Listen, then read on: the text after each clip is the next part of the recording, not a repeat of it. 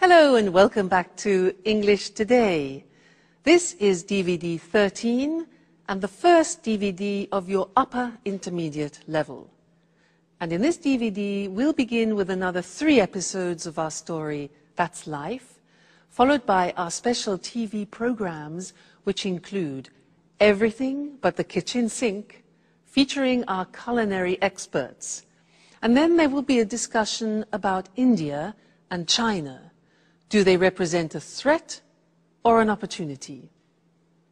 Then, in the grammar section, we'll be studying more about the present perfect and the present perfect continuous tenses.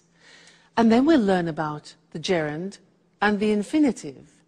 And we'll also study the first conditional. All right? So, I hope you enjoy yourselves.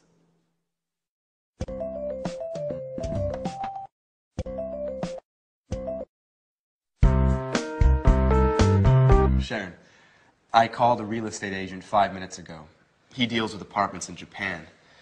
He said he'd send an email with some photos. That way we can choose which apartment we like the best. Don't rush me, Peter. You know I haven't decided. I know. We've talked about this a lot. But doesn't the idea of leaving appeal to you? I mean, just think of it. A new country, a new life together, new experiences. Now, I'm really enthusiastic about this opportunity.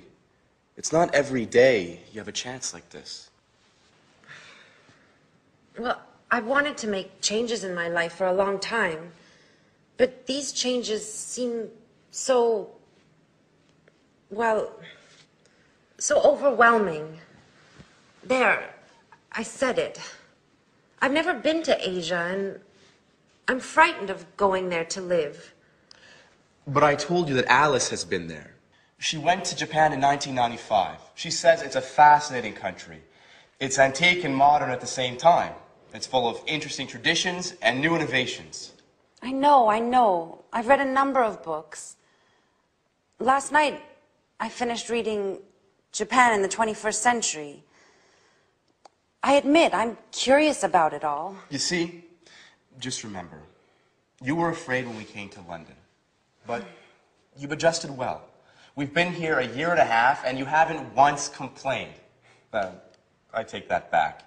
You complained once last week. Come on, Peter, stop joking around. You're right, I've made great friends. That's why I'm so hesitant to go. I know. I'm also sad at the idea of leaving everyone. But... Hey, Jack. How long have you been in here? A couple of minutes. Excuse me, I didn't mean to spy. But you were so involved in your discussion. So you've heard that she still hasn't decided, even if she's going to decide soon. In fact, we were just talking about which apartment to choose. Well, don't rush it, Peter. Decisions about major changes take time. So whose side are you on? I need to get going. I took my watch to be repaired 2 weeks ago, and I still haven't picked it up. Sooner or later, they're going to put it up for sale. Bye. Jack, I'm leaving her in your hands. Please try and convince her.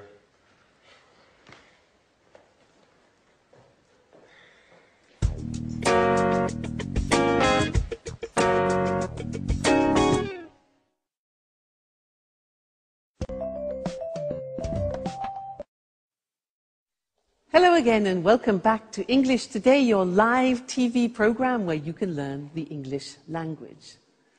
That last episode, I'm sure Jack can manage to convince Sharon to go to Japan. What do you think? We will see how that evolves.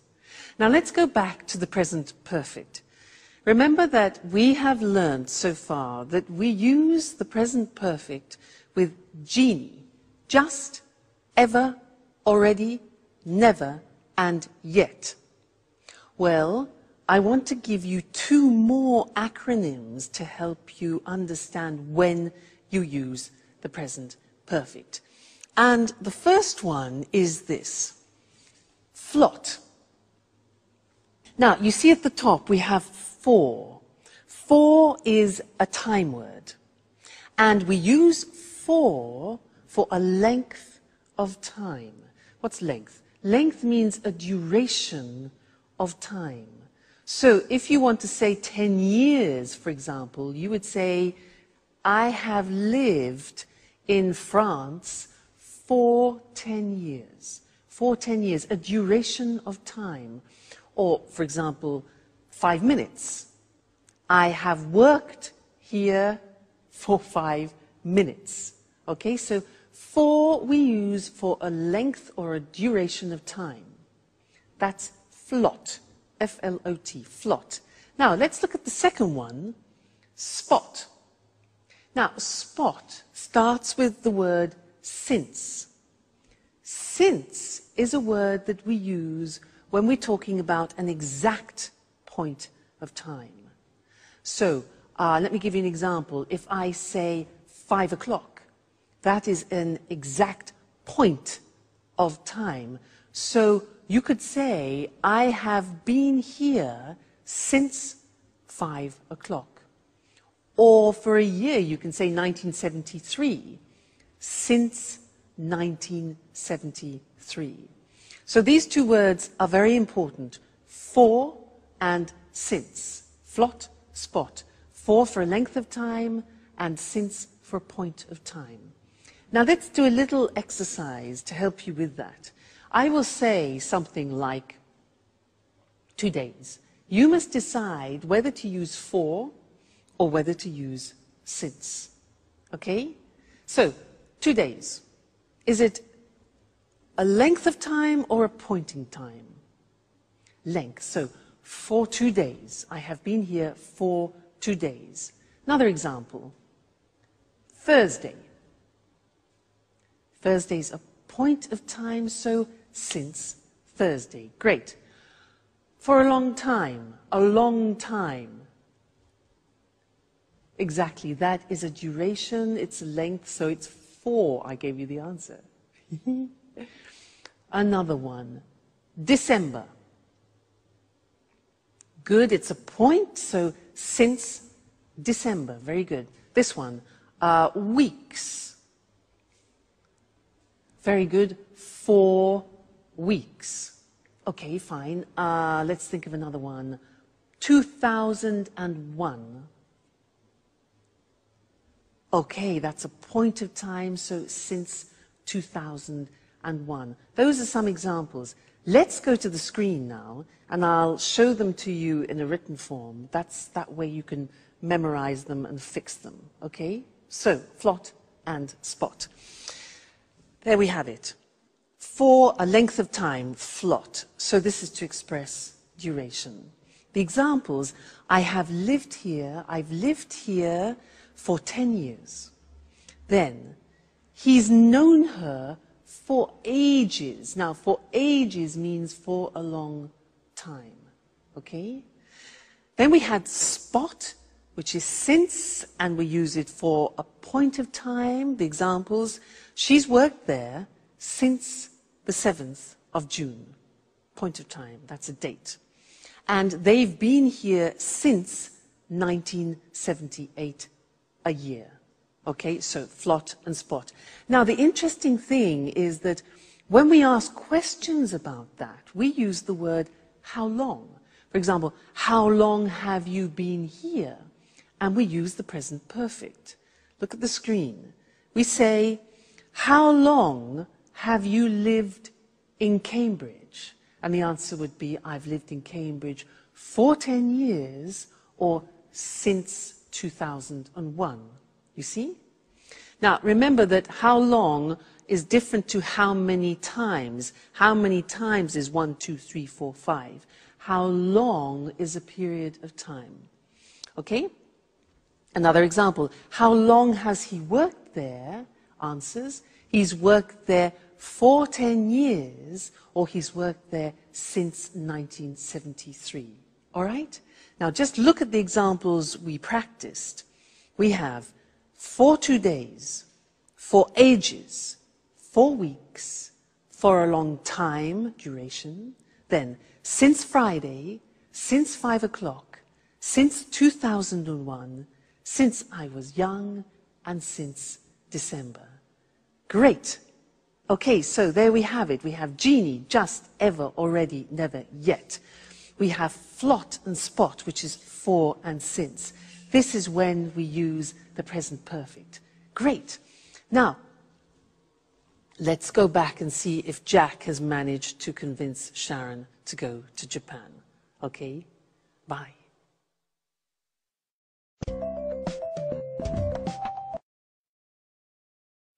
You can't leave. Now that we finally found each other. Stop it, Jack. I'm so confused. Don't you start. I was thinking, you'll be all alone in a foreign country. You won't know anyone. Peter will be at rehearsals all day. At least here you have us. I will always be here for you. Yes, I know that. Oh, and did you know that women can't go out alone in Japan? Jack, that only happens in the Middle East. Stop it now. The truth is, I love new experiences. Remember when I moved to London 2 years ago? I've loved every minute of it. But that's not what you told Peter. I said it on purpose. You know I want him to slow down. I heard what you said 5 minutes ago. You were sincere. You weren't joking. You misunderstood, Jack. I'm not afraid of leaving. I've lived in a lot of different places in my life. I've done a lot of things. I've worked as a babysitter, as a tour guide, as a waitress. I'm sure I'll find something in Japan. I know you all too well, Sharon. You haven't ever really enjoyed any of those jobs. You still haven't found what you want to do in life. Stop it, Jack. I'm glad you promised Peter to convince me to go. I didn't promise him anything. So, what have you decided? Are you going to move? I don't know. I think I will. Yes. I'm going to move. If you've already decided, why did you have a job interview yesterday afternoon? Who told you that? Anne? No. I haven't spoken to her for days. So how did you find out? It doesn't matter. So, you still haven't answered my question. I don't have to answer to you, Jack. Okay. I see you're angry. It just proves that I'm right. Jack, sometimes you are so impossible. Have you ever considered that maybe it's the best thing for me? And what about you, Sharon? Have you ever thought that you might be in love with somebody else? Listen, I refuse to give up.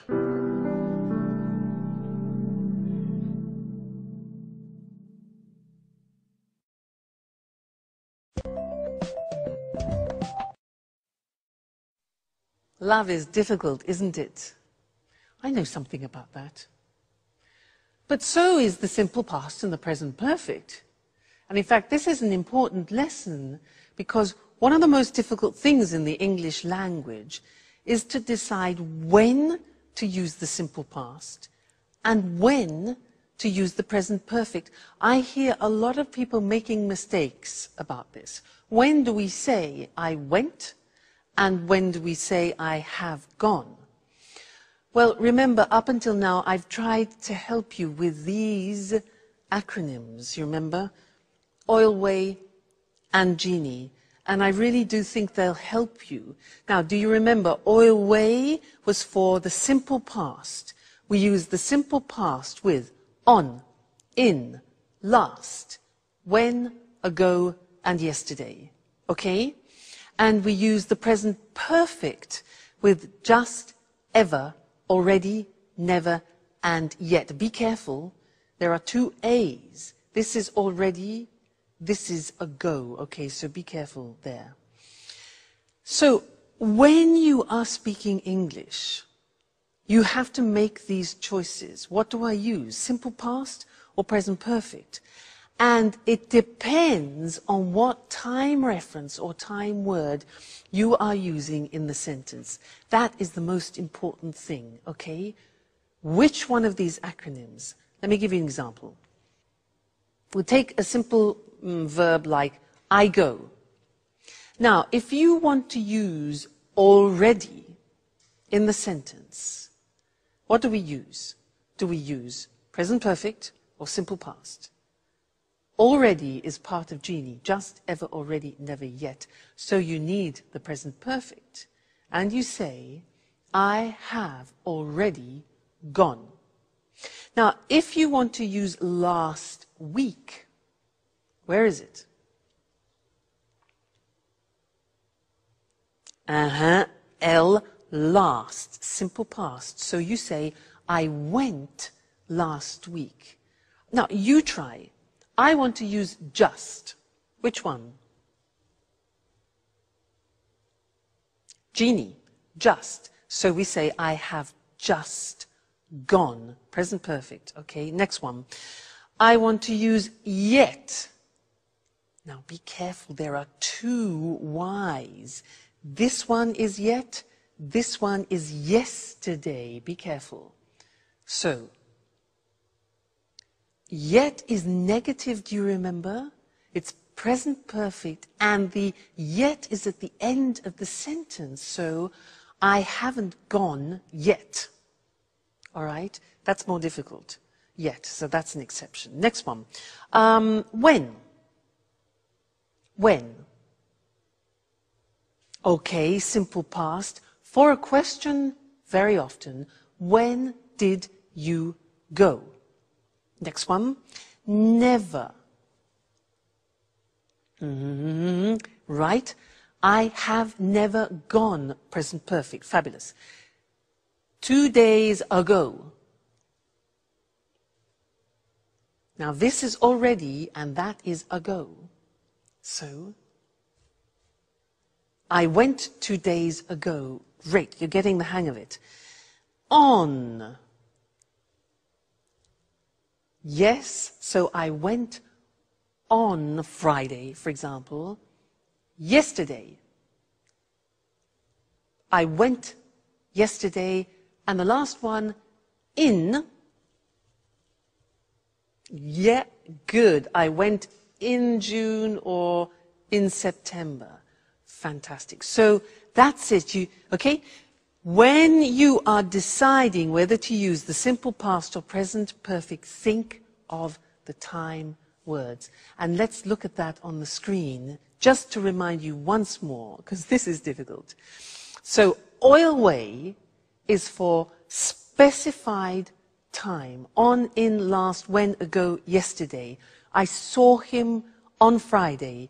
We went there in 1988. She came last week. When did you visit them? Question form. I visited them 2 weeks ago. I saw him yesterday. On, in, last, when, ago, yesterday. Then Jeannie for unspecified time, indefinite time, just, ever, already, never, yet. Examples, I have just seen him. Have you ever been to America? They've already eaten. He's never learnt. And have you met them yet? Okay, yet at the end. So please try and memorize these. Oil way, Jeannie, and think about it when you have to decide between simple past and present perfect. All right? Good luck, and I'll see you again soon. Bye.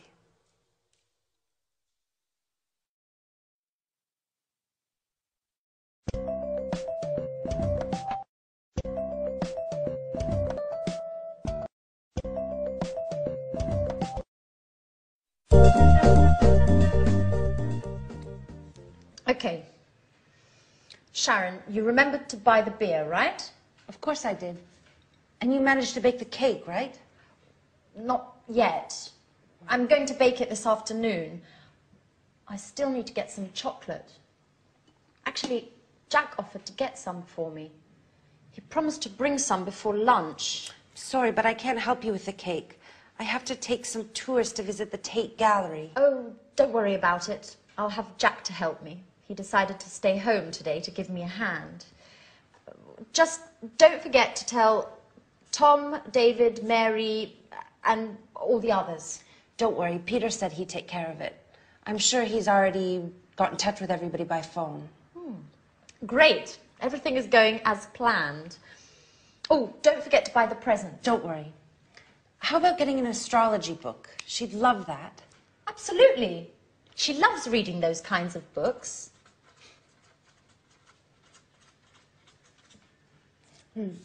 I hope I can get it before I go to work. By the way, have you heard anything from Mr. Dubois? Well, he told me he expected to come, but couldn't confirm. Well, you know how it is being so busy and everything. It's hard for him to give a definite answer one way or the other. I imagine being a stage director is difficult. Alice would be so happy if he comes. Yes, she will. Anyway, Mum's the word. If you say anything, it won't be a surprise. Hey everyone, what are you up to? Oh, nothing important. Oh, I almost forgot. Happy birthday, Alice. So, what have you arranged to do this evening? Well, I considered celebrating with you guys. I mean, if you want to. Oh, I'm really sorry, but Jack has arranged to eat out this evening with his colleagues, and he can't put it off now. And, well, I agreed to correct some reports. Oh, I see. What about you, Sharon? Oh, I'm terribly sorry, but I agreed to go to the theater with Peter, and he won't be finished rehearsing before midnight. But I thought...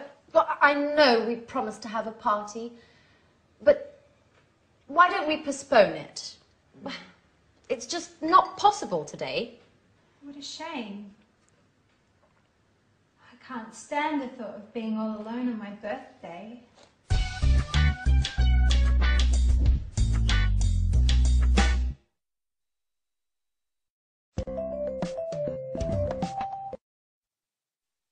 Hello again. She really believed them, didn't she? Great actors. Now, in this lesson, I want to do something new, and it's related to gerunds and infinitives. In that last episode, our friends used some quite complicated sentences, which I want to look at with you now. Anne said, Jack offered to get some cake. Do you notice that there are two verbs together there? Jack offered to get some cake. Now, offered here is followed by an infinitive. That's one example. The next example is, she said, he promised to bring some before lunchtime. He promised to bring some. Promised is followed by an infinitive, promised to bring.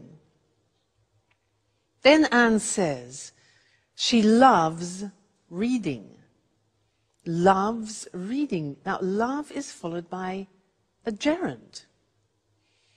Then Sharon says, yes, I imagine being a stage director is difficult. I imagine being.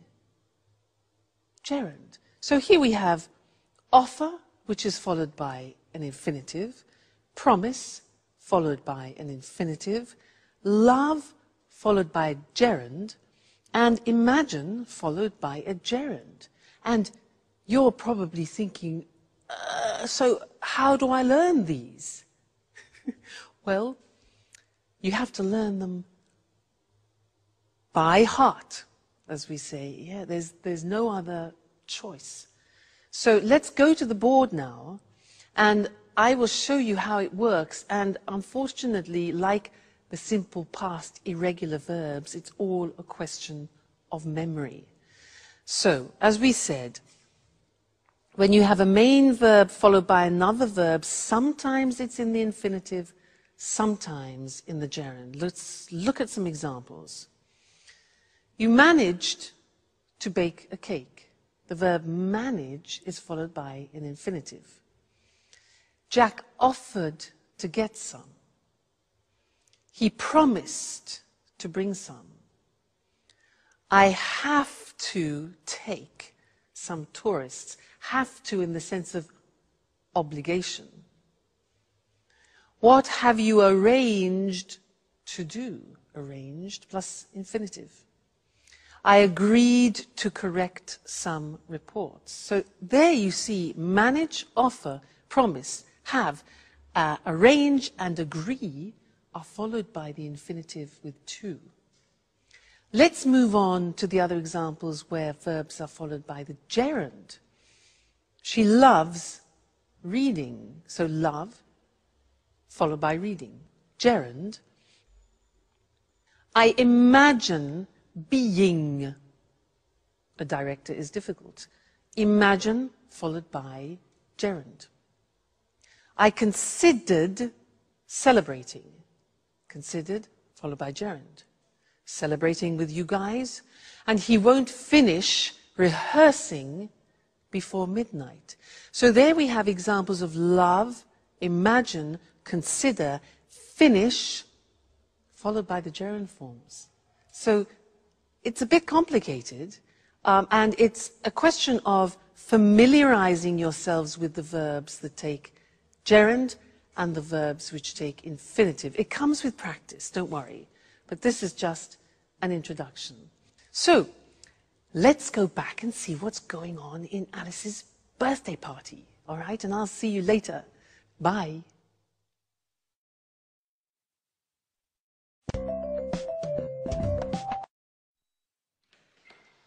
Hey, is anybody home? Oh. That's right. I forgot. Everyone's busy this evening. What a shame. I resent having to spend my birthday all alone. Hey, what's happening here? Surprise! Happy birthday to you. Happy birthday to you. Happy birthday, dear Alice. Happy birthday to you. Oh, I'm so happy. I didn't expect to find anybody here. I thought I had to spend my birthday all by myself. Oh, did you really think we would forget to celebrate your birthday? Well, yes. You played quite a trick on me. And you fell for it. Come on, everyone. A toast to Alice. Oh, wait.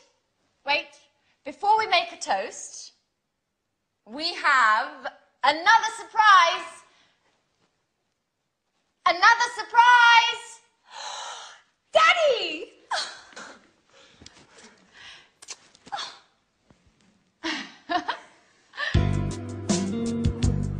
This is such a great birthday. How did they talk you into coming? Alice, dear, how could I miss your birthday? Work is important, sure, but nothing is more important than my dear, sweet, only, lovable, adorable little girl. Dad, if you talk like that, you'll make me blush in front of everybody. Listen, I know I wasn't always there for you and that I've made a lot of mistakes, but I want to catch up. Things change. I've got a suggestion for you. Do you want to come and work with me? Really? With you? What would I do? You can write scenes for my films. You've always had artistic flair. I'll teach you the tricks of the trade. You'll learn how to write convincing scenes in no time at all. That way, we'll always be together, if you want. I don't know what to say. I gave up wanting to spend time with you. You don't have to decide to do anything now. Let's celebrate your birthday. Let's toast. Cheers, Alice. Thank you so much, Daddy. This is the best birthday of my entire life.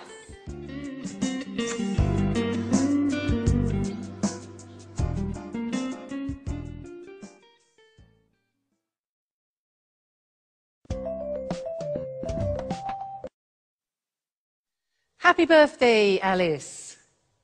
Did you hear what her father said? He said, if you work with me, I'll teach you the tricks. Now that's an opportunity, not only for Alice, but also for us, because he used a grammatical form that I want to teach you now. If you work with me, I'll teach you the tricks. And that in English is a conditional form, the first conditional. If I work, if plus the simple present, I will teach, followed by the future will. So to illustrate this a little bit better, I want to talk to you about what is almost a religion in England, making tea. Now, every household in England has one of these, this. Do you know what this is called? It's for water, to heat, to boil water. In English, we call it a kettle. Every English household has a kettle. We have all sorts of different models as well. And I can assure you, if you buy a kettle, you will never regret it. Why? Look at this. It's very light, plastic, and it's very fast. So, if you fill this kettle to about here, it's 1.5 liters. And then, here's the plug, if you plug the kettle in, the water, 1.5 liters, will boil in 3 minutes. Incredible. So, 1.5 liters, if you boil 1.5 liters, then it will be ready in 3 minutes, okay? The other good thing is that if you want to carry the water to another place, look, take it off the element, and it's portable. Now, there's one thing to remember. Inside, sometimes it gets a bit dirty. You have a special liquid to clean it, because if you don't clean it, then it'll change the taste, or it might change the taste of the tea. Okay, so that's important. So, a kettle. If you buy this, I can assure you, you will never regret it.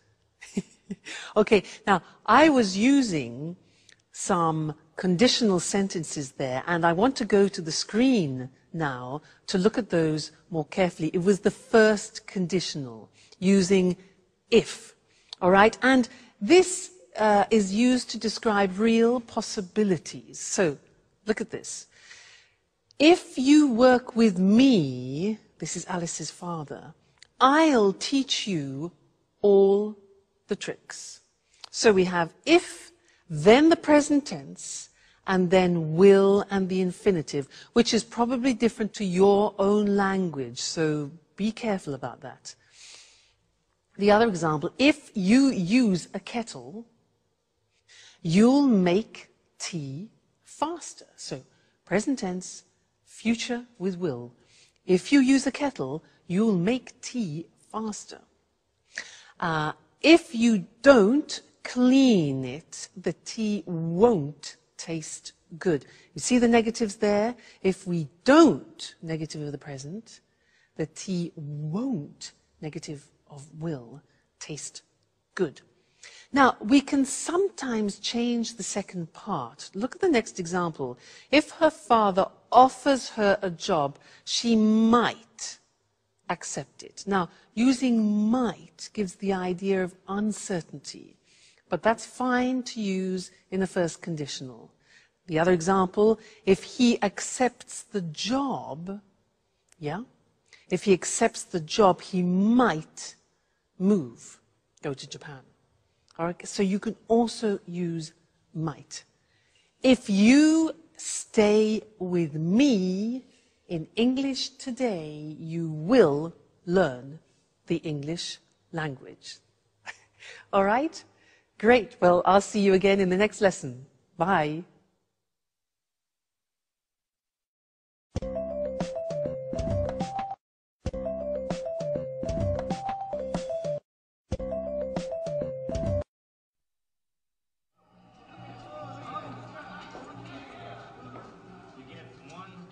Hi, Jack. Is Anne home? No, she hasn't arrived yet. I've been waiting for her for over an hour. I think she's been shopping. What's the matter? You don't look too well. Nothing, really. Don't lie to me. I've known you for 10 years. Listen, Jack, I really don't want to speak about it, okay? No, it's not okay. We have to speak about the situation and clear the air once and for all. I've been thinking about us a lot. I've been thinking about us so much, I haven't slept well in nights. What have you been thinking, Jack? About us. You're leaving for Japan. I've told you before, and I'll tell you again, Sharon, it's crazy. You can't leave now when we know how we feel. Jack, you're repeating yourself. That's right. And I'll continue repeating myself until you accept the truth. We're made for each other. Stop it. You're embarrassing me. Sharon, listen. I haven't stopped loving you. And I know you feel the same about me. That's it. I said stop it and I meant it. Look, you've made me cry. And anyhow, how do our feelings change anything? How do they change anything? They change everything. You must tell Peter immediately about everything. Tell him you won't go.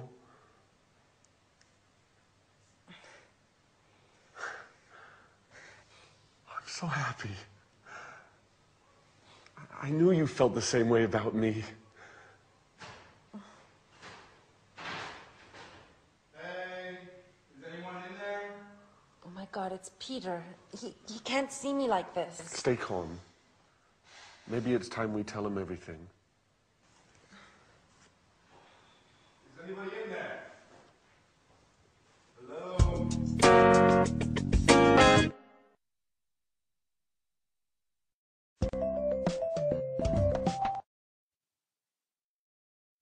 Hello, everyone, and welcome back to some more English today. It's the moment of truth for Sharon, isn't it? Now, in that episode, they used some very interesting language, and language which is a grammatical form very typical to English. It's a form you don't find in many other languages. Let me give you some examples.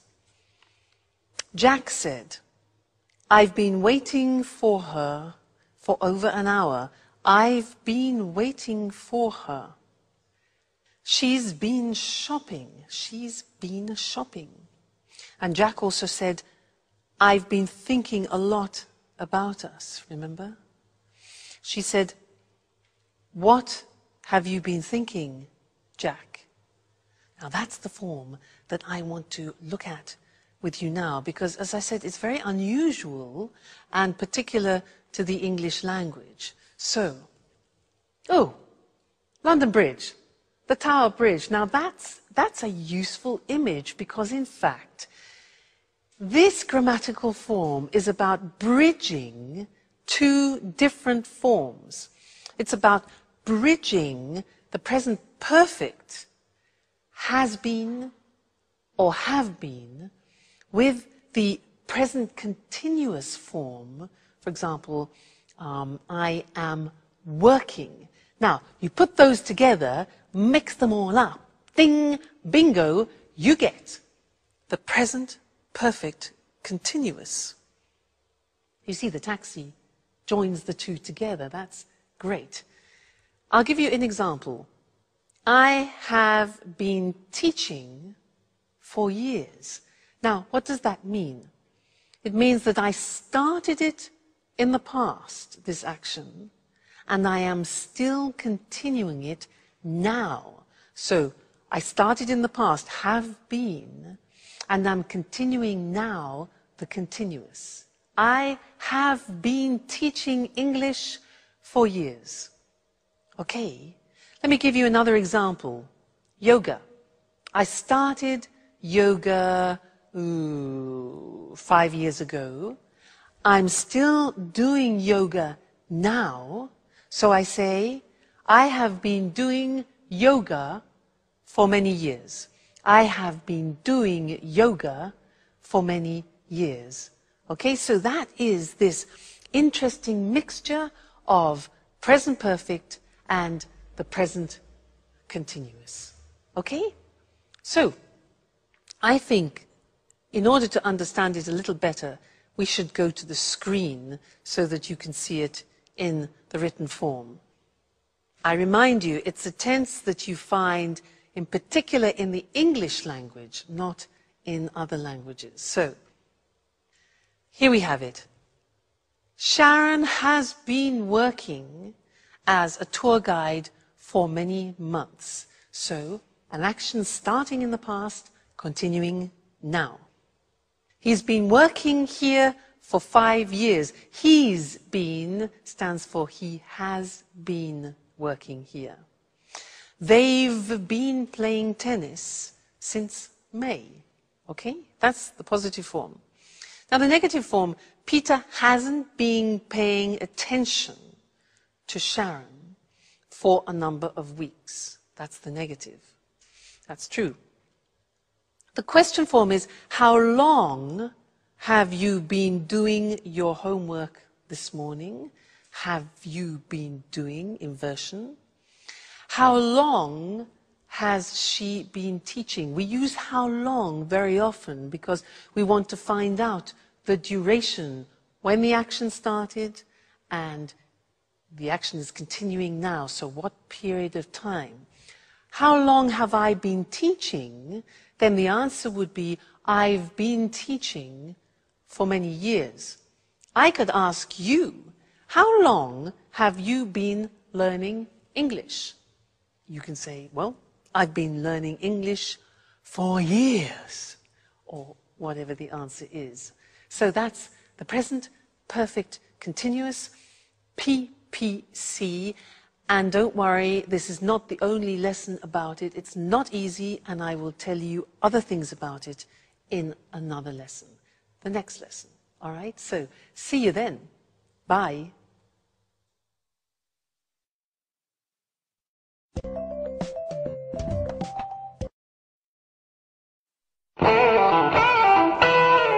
Jack?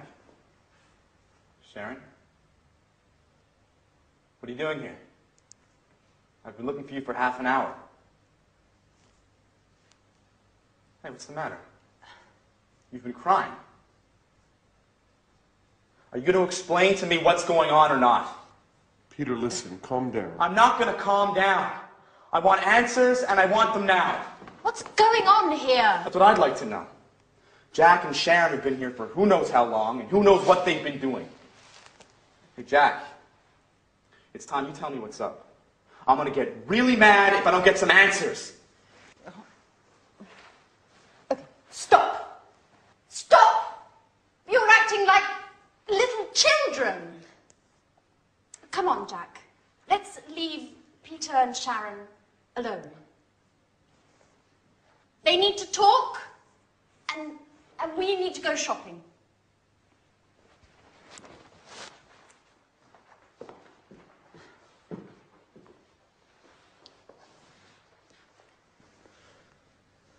So, Sharon? What's going on? Peter, I have to tell you something I've never told you before. I've known Jack for a long time. We went to the same university together, and, well, we were once engaged. What? So that's why Jack came to live here. You've been seeing each other, haven't you, Sharon? No, Peter, I swear, it's true. We just happened to meet here. It happened by chance. By chance? That's a strange stroke of luck. Just enough to bring back some old passionate feelings? How long has this been going on, Sharon? Nothing has happened between Jack and I. Even if I do still have some feelings for him. After all, Peter, you've been neglecting me for months. The only thing that's important to you is your work. You live, eat, and drink theater and nothing else. So you're saying this is my fault? No one is at fault.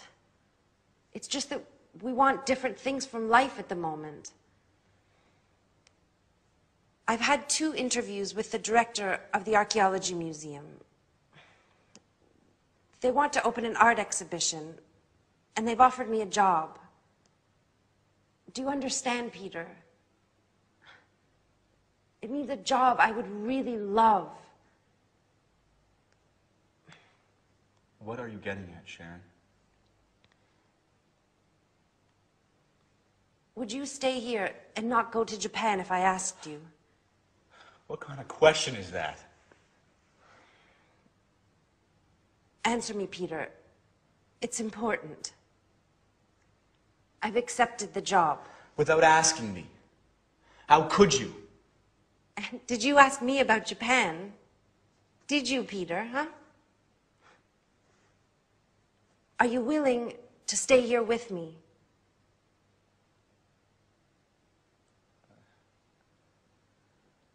I can't, Sharon.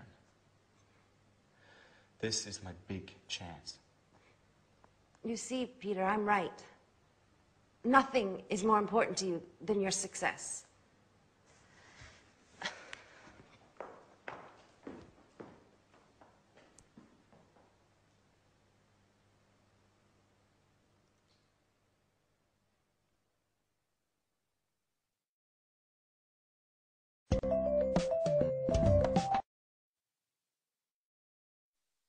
So this is our moment of truth.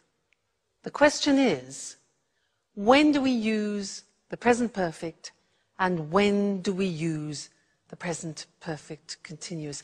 Many people ask me this. They say, Louise, but when do we use the present perfect? I have gone, I have seen, I have done. And when do we use the present perfect continuous? I have been working, I have been learning. Often people confuse the use. And you're right, it's not easy at all. So I'd like to try and help clarify that by these simple things, a revision of what we've already seen. Now, with the present perfect, we use genie. Remember? Just, ever, already, never, and yet. That's important to remember. With those words, we use the present perfect.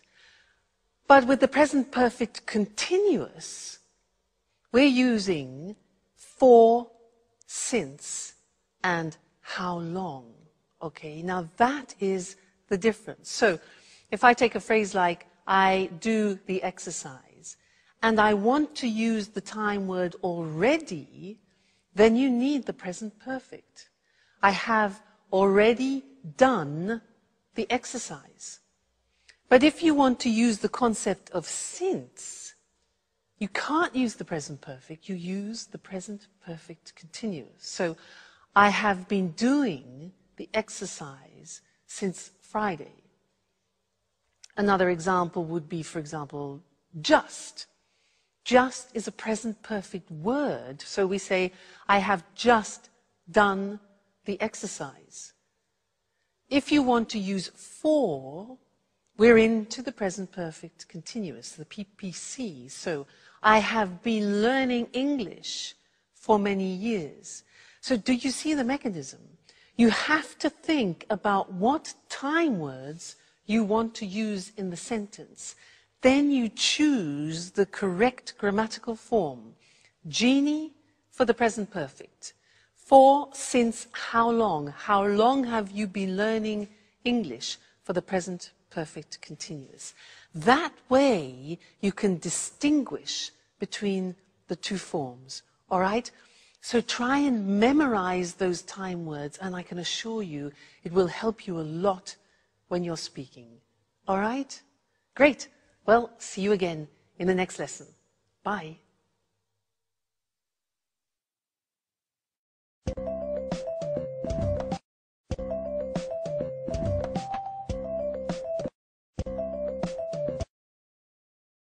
Welcome to Cooking Today. We're delighted to be back in Lisa French's home again. Lisa, we've had so many calls since our last program. I'm glad to hear it. Well, now let's see. Here, Sally from Manchester is getting married in June and has always dreamt of having a well-equipped modern kitchen just like the ones in the movies. How can we help her? Well, to begin with, a kitchen environment should be well lit and have ample surfaces to work on. Also, plenty of drawer space is necessary for storage of food items and utensils. I know what you mean. I have to contend with a small kitchen that has neither light nor enough drawer space. That's why I go out to restaurants. You don't need a king-size kitchen to enjoy cooking in it. What's important is organisation and having things at hand. What are the main appliances newlyweds should have? Well, obviously, a hob, an oven,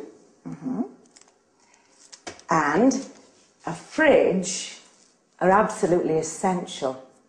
Today, many people can't survive without a dishwasher. I'm one of those people. I really hate doing dishes. So do I. Getting back to the subject, I'd like to show our viewers some optional appliances. Although they're not strictly necessary, they often come in handy in large families or when entertaining guests frequently. One is the grill. Another is a deep fryer for large quantities of chips and other tidbits. That's not the appliance for me. I love healthy cooking. In that case, you need a steamer oven like this one. In the US, it's hard to find a kitchen without a microwave. Microwaves are quite useful, especially for busy people. Other appliances, which are also common in the US, are water and ice dispensers, like this one. Well, everybody seems to have a food processor these days. Why is a food processor so useful? Well, a food processor is a great boon, since it's a real space and time saver. It has many different functions. It can mince meat, grate cheese and vegetables, make breadcrumbs, pulp tomatoes, fruit, and so on. So what else can you show us? An electric beater like this can be used for whisking eggs, as well as making mayonnaise. Other kitchen aids are scales and measuring utensils. Careful weighing and measuring are fundamental for successful cooking, since recipes are generally in kilos and grams. All right. There are a lot of other things that we could talk about, but unfortunately our time is up. Lisa, once again, it's been great being here. Thank you for your help. You're welcome.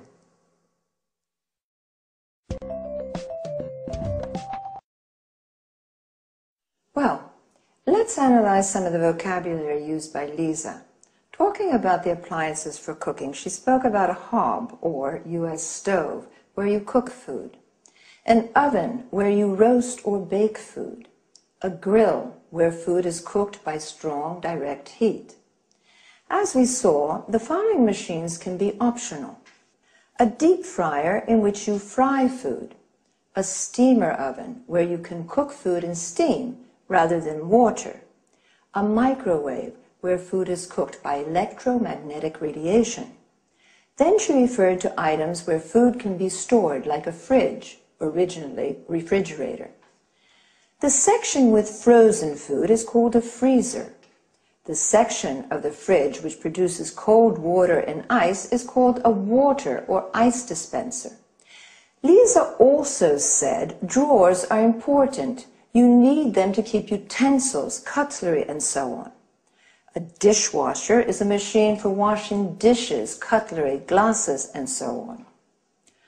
Other small appliances are a food processor, a machine which can ground, mince, or chop food, an electric beater where you mix, whip, or whisk food, scales or measuring utensils used for measuring food, weight, or liquids. Then Lisa used some culinary terms, such as mince, that is chopping meat into very small pieces. Notice that mincemeat is a mixture of dried fruit. Cheese and carrots can be grated, that is, finely shredded. Or we can say pulp, which means crushing fruit into a soft paste. Pulp is also the soft inner part of fruit. Another useful verb is beat. That is mixing eggs, cream, butter, using a fork or whisk. That's enough for today. See you again. Bye.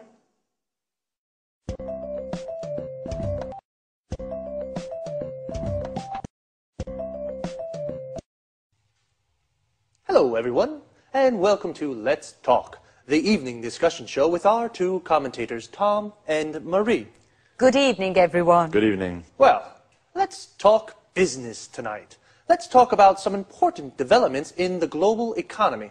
Let's talk about new markets and new commercial opportunities. In particular, I'd like to know what you think about the extraordinary economic growth that's taking place at the moment in some parts of the world. Are you referring to China? Yes, and also to India. You know, for the last 5 years, the economies of these countries have been growing at almost double-digit rates. In 2005, the Chinese economy grew by 9.9%, the Indian economy by 8%. Compare this with an average of only 1.3% in Europe's Eurozone. How do you see these developments? Is this enormous economic growth an opportunity or a threat for European producers? Well, I'm rather concerned about it, and I believe that many European industrialists are concerned too. These two Asian giants with their enormous populations are threatening European manufacturing and jobs.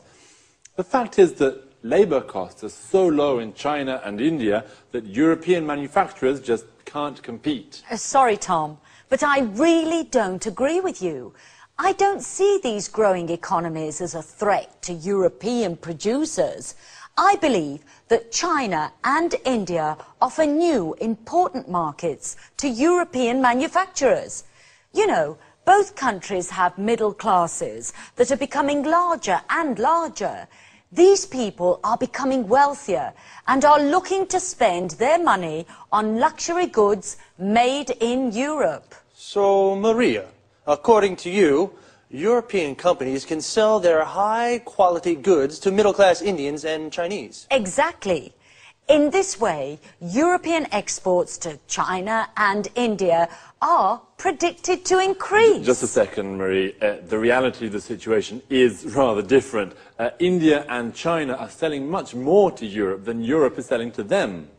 I accept that's true at the moment.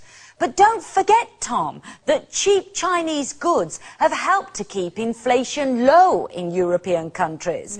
And this has helped keep interest rates low too. So, consumers have been able to save money and spend this money on other things. Well, I agree with you that European consumers and industrialists have benefited from trade with China. Of course. What's more, today, more and more European companies are building factories in China or are having their goods produced there. Exactly. That's the problem, Marie. European industrialists are deciding to have their goods produced in these countries because labour costs are lower. If we continue like this, lots of factories in Europe will close and the number of unemployed will rise. Well, I can certainly see that you have different opinions on these issues. I think you're both right. Like most things in life, economic growth in China and India has its good and bad points.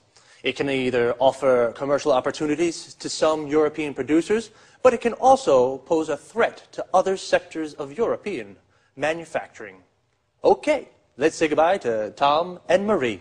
Goodbye. Goodbye. Goodbye to everyone, and see you again for another appointment of Let's Talk. So, we've just spoken about developments in the global economy. The global economy is the economic system of the world.